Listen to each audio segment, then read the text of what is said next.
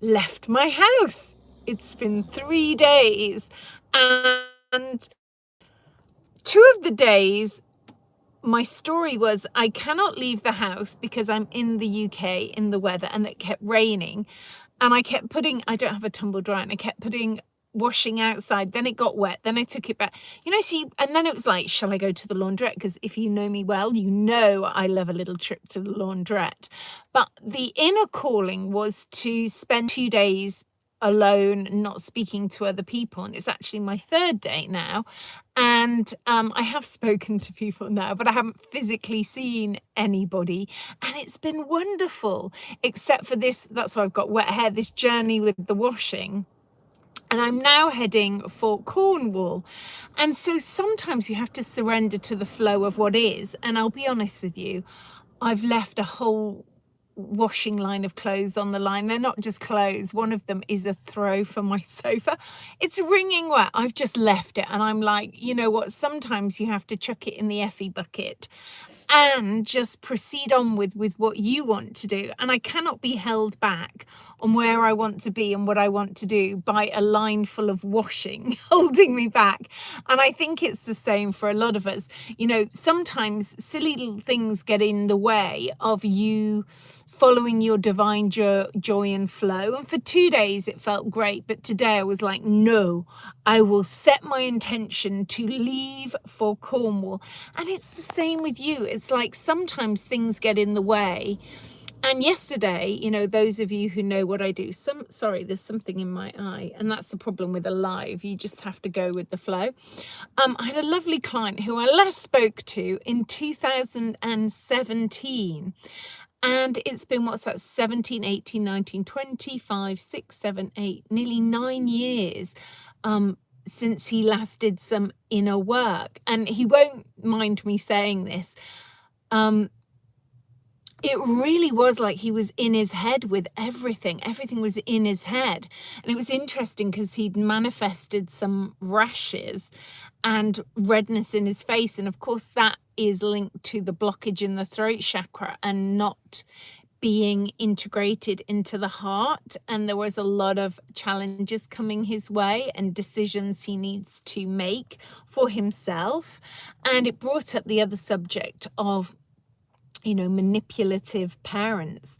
And as many of you know, I recommend a book. It's not one I wrote. It's one called Toxic Parents by Susan Forward. And I'm always recommending this book to people, to clients. A lot of the work I do is intuitive. So it's weaving between past lives, inner child, ancestral work. And I'm saying this every time just in case you're new to my work. And I've done past life regression and all this other work for 25 years full time. And of course, the hardest thing to process is the inner child. People are willing to look at other stuff. And, in the past, because of how I came into doing this work and how very quickly I ended up doing this on TV, I don't want to say the word trick because that's not a nice word, but people would find themselves going into inner child when they came with the intention of looking at past lives. But when they were blocked, we had to go into the blockage, and the blockage would often take them into processing something from this lifetime. Oh, and remember, you're only going to process what you're emotionally ready to process. Sometimes people go, oh my God, my backlog of childhood is so enormous, so huge. I just would rather not go there. But, that is the wrong attitude, and that is the attitude of really naivety of inner child healing. And once you understand how easy it can be and how gracefully it can come away, when I say graceful, yes, there may well be tears, there may well be emotional release, and that can really affect your bowel movements sometimes, in releasing, letting go. But I say it that it's done in a safe space way. And it's such a joy to let go of things. And I said that word and people disappeared, like 10 people disappeared all at once. That's so hilarious. You know, so when you're doing lives like this, you can see there was quite a few people watching. The minute I mentioned bowels, people disappeared.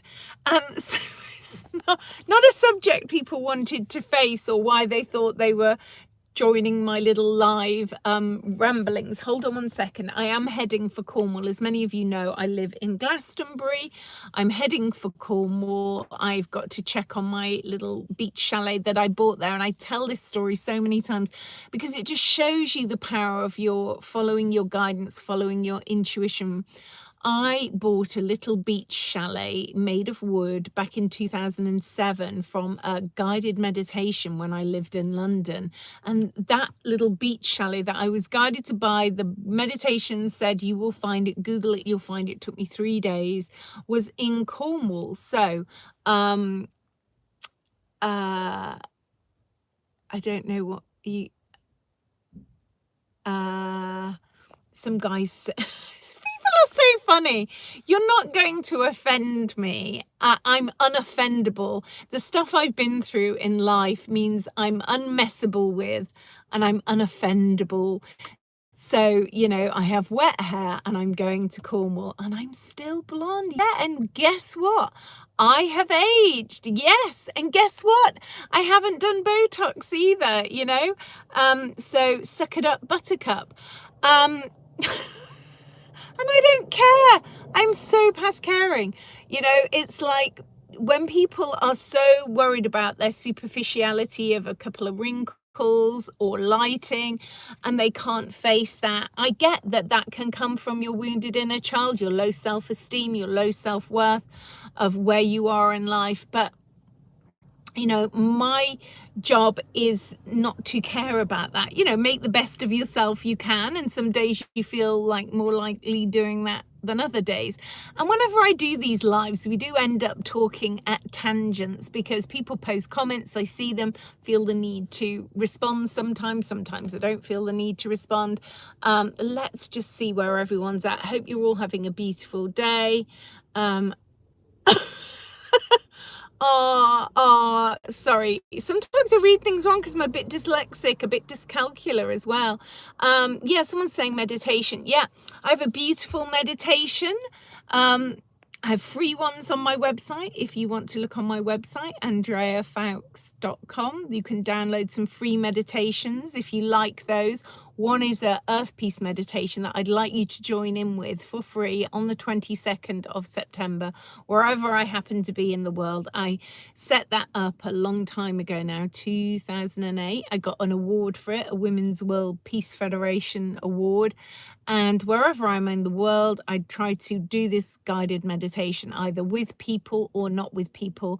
But I love it if you join in globally from wherever you are in the world at 11 a.m. UK time or 11 a.m. wherever you are in the world for 11 minutes. The meditation is free. It's on my newsletter. Sign up on my website. It's andreafoulkes.com. You know, let's join together for healing ourselves, you know. The world and what, you know, it could be a holographic universe. That's more the premise I go with. All realities coexist, and whoever you know has the spiel to sell a certain reality, you know, can guide people that way. And of course, if you're discouraging people from emotional healing work, as some people are, then you're going to get an audience that doesn't want to do the inner work, doesn't want to look at themselves, and wants to be guided off into some galactic Narnia. And I'm not sure galactic Narnia is an authentic place. It could be a program, a military MyLab program. It could be a distraction. I don't think implants are particularly good. Some people promote implants like they're a good thing, and that their knowledge comes from, not from channeling, but from an implant. It could be the truth, could be a delusion, could be an ego, could be all kinds of things, you know, but I tend not to align 100% with what they're saying. I'm back. but I think maybe a lot of what they're saying could be a truth, but you only need a tiny distortion in what people are saying. And of course, it's a big industry for people when they're churning out lots of books and events, and I'm doing the harder work, which is one-to-one with clients. Even though I worked on TV, I still keep seeing clients one-to-one, because I do think we need that one-to-one guidance to help us heal, to process. I'm going to have to go because I am so thrilled I've even got out of the house. If you hear my story of how I've ended up in the car today, I am heading for Cornwall. I will be in Cornwall until I'm not in Cornwall. I have to go and check. That's the thing of responsibilities of our actions. It looked like I bought a little wooden beach chalet from a meditation, like I said, in 2007. But the responsibility of running that is a holiday let, is I have to go and check on it every now and again. Check it's okay, do the repairs, do the maintenance. That's the same with all of us, no matter how evolved we are, unless we give up all our possessions, and I do know people who've done that. They gave up their possessions, and I was having this conversation today with another friend. I love talking at tangents, and I'm so happy if you enjoy my tangents. I was talking about money today, and I was explaining that yes, you can. I have friends who've given up their possessions. They just rent, they don't work, they're retired, they're older, whatever. But you can only do that really if you had a work pension. If you're not going to get a work pension and you're only going to get a government pension, you're either going to have to keep on working, or you're going to have savings, and you're going to have to be very good at investing your savings to earn you the same amount of money that somebody who was employed would get as a pension from being employed. If you have been self-employed most of your life, you are going to need savings and live off the savings. And then at the final years, which you don't know how long you'll live, so it's a bit of a poker game or a roulette game, you can either remortgage your property, take the money out of your property, or start burning through your savings. People who are in gainful employment with an employer who is paying them a pension don't really understand. They think self-employed people are in a better position because they might, at this stage in the game, in their 40s or 50s, have savings. They're like, you have savings, I don't have savings. Yes, but you are going to get a pension more than the government pension. And so might not be spiritual. It's very 3D what I'm saying now, but I hope it plants a seed with you to think about the future. So the people you think that are living the hippy dippy, life of no responsibilities, you either accept that you're going to live off the government handouts, or you're going to graft and earn your own money, or you're going to be very clever with the money you earn and make it work for you, and be wise with the money you spend and what you spend it on. It's like a lot of people say to me, oh, I can't afford sessions, but look at my hands. I don't pay for manicures. I'm not paying for Botox. That money I use for my own emotional development, well-being, or to use the money for other things that are more evolving for my soul, or create more responsibility for my well-being in my elder years. So everything is a responsibility, and it's your free will choice what you choose to do with that money, and what you choose to do with your assets. Do you make your assets work for you, or do you lose them on a lost leader? Like for the last few years, I haven't left the country hardly. I haven't really been on holiday, but I feel like my life, to a degree, I can take a few days off here, there, and everywhere because I'm self-employed. But that's my choice. I don't have to answer to an employer. So, but the downside of that is you don't get a pension, and you have to create your own and make everything work for you. And so it's our free will what we choose to do. And so I'm so hot because my hair's wet, and I shut the window so that you wouldn't get the noise of the traffic. Not that there's much traffic, but it is tractors. And because I've not spoken, well, I spoke to my friend this morning, but I've not chatted as much as usual the last 3 days. So I'm like, blah, blah, blah, blah, blah, blah, blah. So thank you for staying with me. Thank you if you've enjoyed my little ramblings. Sorry if I'm just gonna have to put these glasses glasses on, but they're covered in fingerprints. So let me just see any comments. Money is the root of all evils, but sometimes you mean to protect yourself. It's not mean. I don't think money is not the root of all evil, and that's the story that is stopping you from being in abundance, because money is not the root of all evil. It's what you choose to do with it and your consciousness. It's not money. Money is just, we could be trading shells, and in the old days we were trading shells, but now, and I've tried the trading and tithing thing and trading, and it's like, I'm going to bang my tuning fork and you're going to let me stay for the night in your house. That might seem a fair exchange to some people, or some people's skills and gifts are not as good. And it's like, oh, do you want to swap? No, because I think what you do and what you're doing, I'm not going to say it to their face. I'm going to say, I don't think you're particularly very good. I don't want to trade my time for your time, because I don't want what you're offering. I don't think you're very good at what you do. And I don't want your skills or gifts or what it is. And stay away from me in that, keep your skills and gifts to yourself. If I want something, I will pay for it at the exchange of value of what that person has valued their worth and skills at. And if I don't think it's for me, I won't do it. Do you see how it is? So money is not the root of all evil. It's your consciousness that is the root of all evil.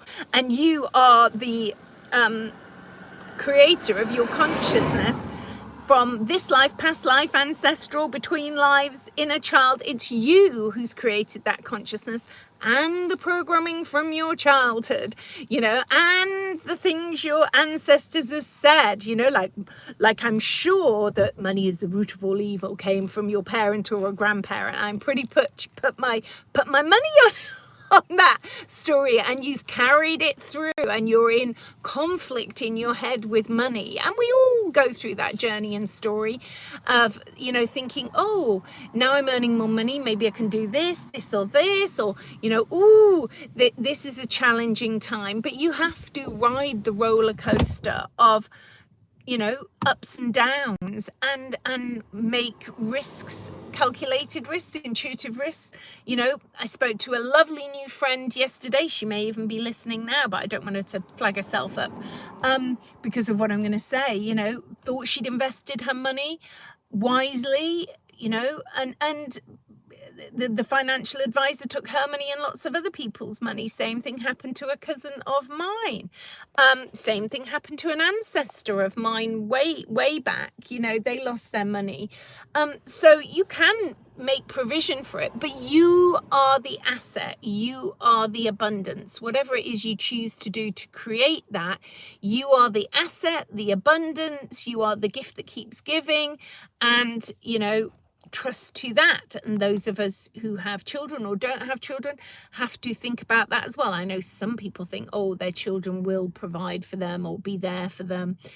It's not always the case. I had that with a client the other day. He's got a turn of events have created it. It's too much detail to go into because I don't want him to be revealed by the detail I share.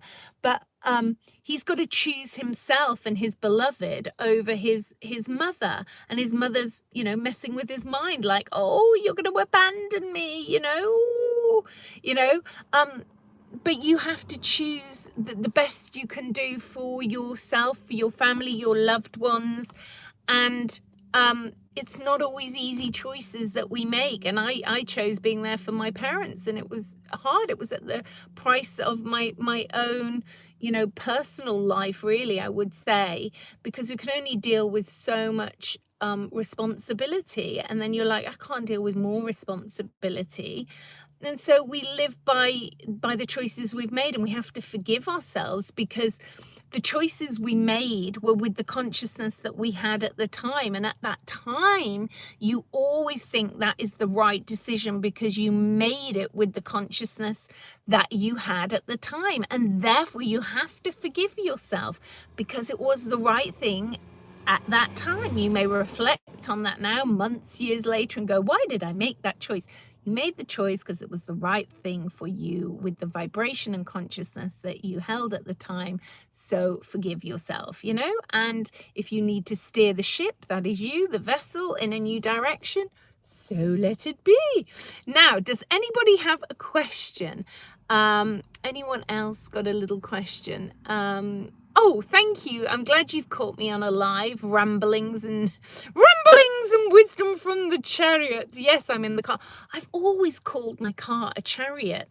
Now, I think that nods a wink to a past life. You know, especially one of my Roman past lives. I mean, that has a lot I've had to work on in this lifetime to clear the full totality of that lifetime and the gravitas of that life and the complexities of that life. And the same with a lot of you. The sun's shining in such a way it's difficult for me to see your comments, and I would love to see your comments.